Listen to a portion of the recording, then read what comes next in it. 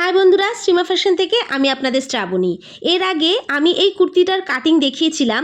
দেখুন, এটা একটা সাধারণ কুর্তি, এতে আমি এত সুন্দর একটা গলার ডিজাইন করব, যার ফলে কুর্তিটা কিন্তু আর সাধারণ মনে হবে না। ডিজাইনটা করার জন্য আমি এখানে একটা পেপার পেস্টিং নিয়ে নিয়েছি। এর লম্বাটা দেখুন, আমি নিয়ে নিয়েছি 15 ইঞ্চি, আর এটা কিন্তু ডবলে ভাঁজ করা আছে, যার চওড়া আছে 6 ইঞ্চি, মানে 12 ইঞ্চি। প্রথমে খোলা সাইডের ওপরের দিকে 1.25 ইঞ্চি আমি মেপে একটা দাগ দিয়ে দিচ্ছি। ঠিক নিচেও তাই 1.25 ইঞ্চি মেপে এখানে দাগ দিয়ে দিলাম। এবার এখানে একটা আমরা বক্স করে নেব।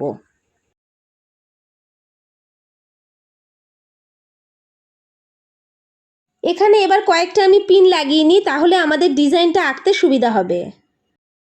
এবার নিচ দিক দিয়ে আমি একটুখানি পানের মতন শেপ দিয়ে একটা ডিজাইন করে নিচ্ছি। আর আমি পানের এই শেপটা একটু ছড়ানো টাইপের দিচ্ছি, আপনারা চাইলে একটু সরু মতনও দিতে পারেন। এবার সাইড দিয়ে যতটা কাপড় আছে বা কাগজ আছে, নিচেও ঠিক ততটাই আমরা মেপে নিয়ে নিয়েছি। গলাটা আমাদের বোর্ডনেক হবে, তাই এবার ওপরে আমাদের বোর্ডনেকের শেপ দিতে হবে। এই জন্য আমি এখানে গলার ডিপ নিয়ে নিলাম 4.5 ইঞ্চি, আর গলার চওড়াটা নিয়ে নিচ্ছি 4 ইঞ্চি। এবার এখানে একটা বক্স করে দিয়ে তারপর বোর্ডনেকের শেপ দিয়ে দেব। এবার এই দুটো গলাই আমরা কেটে নেব।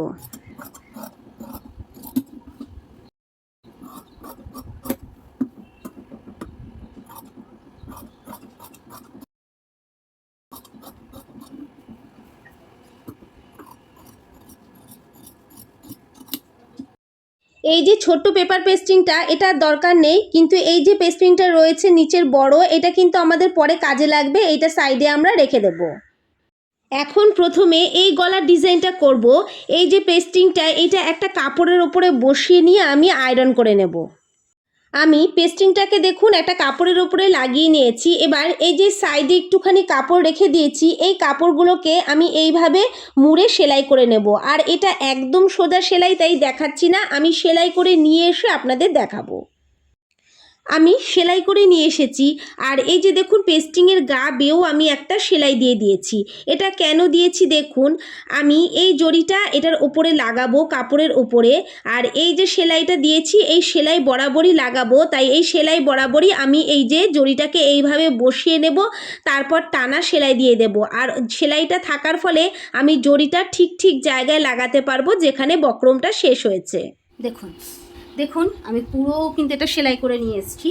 এবার হচ্ছে আমরা ঠিক এর মাথা ধরবো, ধরে এইভাবে একদম ধরুন, এর মাথা ধরুন, ধরে এইভাবে একদম একটা কাট লাগিয়ে দেবো। ঠিক আছে, ঠিক এইটা যেরকম কাট লাগিয়ে এটাকে এইভাবে চাপ দিয়ে বসাবো। আর এর মাথাটাতে এইভাবে একটুখানি দাগ লাগিয়ে দিতে হবে। এমনি এটা কোণ আছে, বোঝাই যাবে। তারপরে দেখুন, ঠিক এইটারও তাই। আমার এই কুর্তিটা একদম ঠিকঠাক আছে, এটা সামনের পাটের কুর্তি। এর মাথাটাকে এইভাবে কাট লাগাতে হবে। এবার এটাকে পুরো খুলুন। যাই হোক, আমার এখানে ভাঁজ আছে, বোঝাই যাচ্ছে, কিন্তু আপনারা ভেতর পাটে দাগটা দেবেন। ঠিক আছে, এই হয়েছে। হওয়ার পরে দেখুন, এটাকে এইভাবে উল্টো করে রাখতে হবে। রেখে এই যে মাথাটা কাট, এই কাটের সাথে এই কাট এইভাবে লাগাবো। ঠিক এই কাটের সাথে এই কাট লাগবে, আর এই কাটের সাথে এই কাট লাগবে, এইভাবে। আর এই যে দেখুন ভাঁজ পড়েছে, এই ভাঁজের সাথে ভাঁজ এইভাবে পুরো লাগাতে হবে। লাগানোর পরে আমরা এখানে পিন দিয়ে দেব। আপনি পিন যদি না মেরে যান, তাহলে কিন্তু এটা নড়ে যাবে। ঠিক আছে, এইভাবে ধরুন, পিন দিন, পুরো ধরে পিন দিয়ে দিন।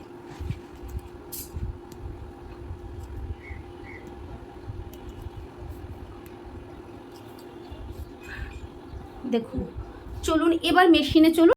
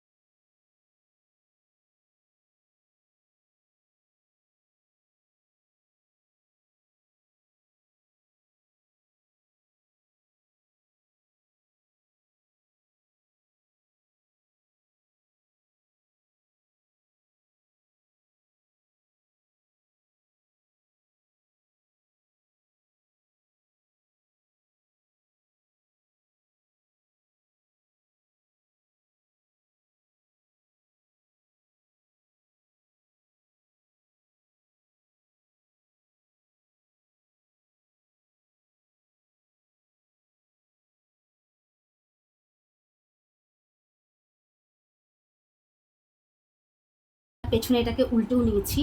উল্টে নেওয়ার পরে দেখুন আমি এখানে একটা প্রেস লাগিয়ে নিয়েছি।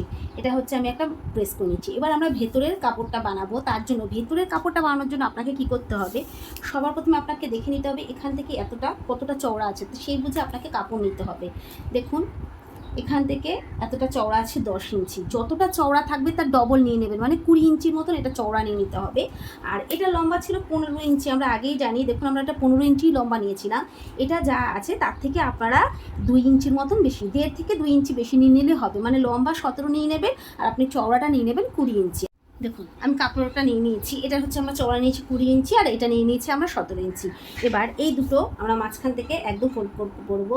এটা আমাদের সামনের দিক আছে আর এটা কিন্তু পেছন দিক আছে, ঠিক আছে। এইভাবে একটু দাগ দিয়ে রাখলে আপনি বুঝতে পারবেন। আমারটা যেহেতু কালারটা একটুখানি একই রকম তাই বোঝা যায় না, তাই প্রথমে এটার এইভাবে ডবলে ভাঁজ করে নিন। ভাঁজ করে নেওয়ার পরে এইভাবে এই কোণে একটা কাট লাগিয়ে দিন আর এই কোণে একটা কাট লাগিয়ে দিন। কাট লাগানোর পরে এবার এখান থেকে এই মাঝখান থেকে ধরবেন, কিন্তু আপনারা সাইড থেকে ধরবেন না, আমি এখান থেকে ধরছি। ধরে এখান থেকে কাট আছে, তারপর থেকে এই হাফ ইঞ্চ করে একটা করে আমরা দাগ দিয়ে দেবো।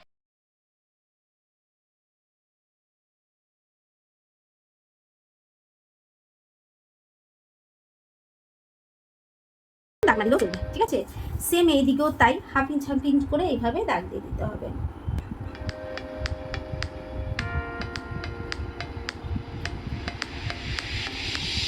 লাস্টটুকু দাগ দেওয়ার দরকার নেই, একটু দিয়ে দিই। এইদিকেও সেম তাই হাফ ইঞ্চি করে এই মিডিল পোর্শন থেকে আবার শুরু করবো। হাফ ইঞ্চি করে এই মিডিল পোর্শন থেকেও আপনারা এইভাবে দাগ দিয়ে দেবেন। দুদিক থেকে আমাদের হাফ ইঞ্চি করে দেখুন এই যে আমরা দাগ দিয়ে দিয়েছি। এবার চলুন মেশিনে আমি আপনাদের সেলাইটা করে দেখাবো। দেখুন এই যে দাগ রয়েছে আর এই যে দাগ রয়েছে, এই দুটো দাগ ঠিক এইভাবে ধরবেন সোজা এইভাবে, আর এটাকেও এইভাবে ধরে এরকম সোজা করে আগে একটা ভাঁজ দিয়ে দিন, দিয়ে তারপরে এইভাবে উল্টে নেবেন।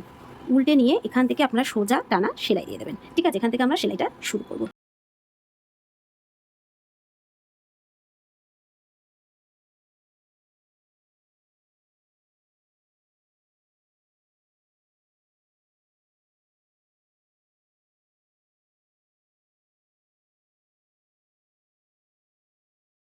একটা পিনট্যাক্স আপনাদের দেখুন কত সুন্দর একটা পিনট্যাক্স হয়ে গেল না।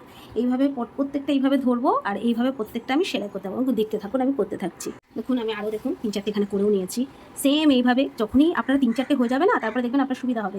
জাস্ট এইভাবে ধরবেন, এইভাবে প্রথম 2-1টা করতে একটু অসুবিধা হবে, তারপরে এইভাবে ধরবেন আর নিচেরটাকেও সেম এইভাবে ধরবেন, ধরে এবার টান মারেন। দেখবেন এর থেকে সুবিধা আর কিছু হয় না।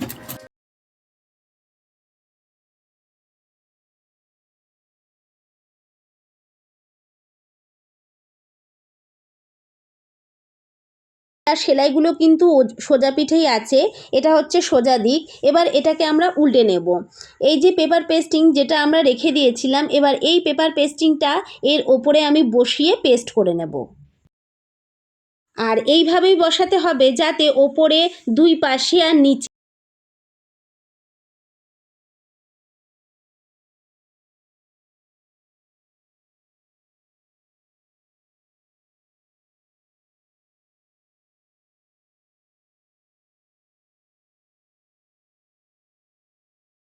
ওপর দিয়েই আমি এই লেসটা বসাবো। আগেরটা যেইভাবে আমি বসিয়েছিলাম ঠিক এটাতেও সেইভাবে আমি লেসটাকে কিন্তু বসিয়ে নেব।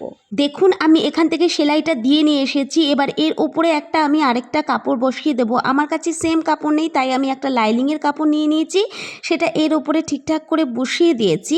এবার আমরা এটাকে উল্টে নেব, নিয়ে আমরা গলায় যেখান থেকে সেলাই দিয়েছিলাম সেম এর ওপর থেকে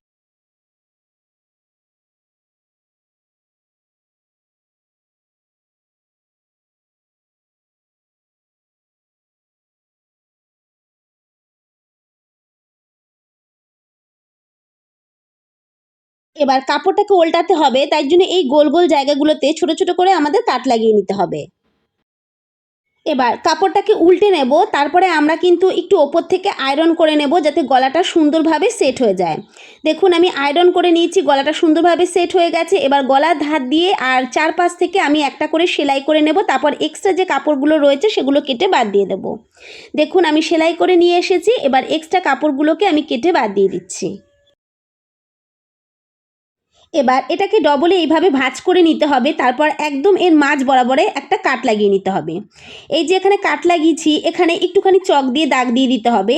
এবার এর ওপরে আমরা কামিজটা রেখে দেব, যে কামিজটা আমরা ডিজাইন করেছিলাম সেটার যে একদম মিডিল বরাবর এই যে আমরা চকের দাগ দিয়েছি সেটা বসিয়ে দিয়ে এইভাবে সুন্দর করে আমাদের কামিজটা এইভাবে বসিয়ে নিতে হবে। তারপর আমরা চারপাশ থেকে পিন মেরে নেব। দেখুন আমি সুন্দর করে এটা পেতে পিন মেরে নিয়েছি। এবার এটা আমরা চারধার দিয়ে সেলাই করে নেব।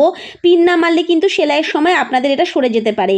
একদম আমি এই যে দিয়েছি এই বর্ডারের এখান থেকে চারপাশ থেকে সেলাই করে নেব। চলুন কিভাবে সেলাই করছি দেখিয়ে দেব। মেশিনে নিয়ে চলে এসেছি, এবার দেখুন আমি কিভাবে সেলাইটা দিচ্ছি।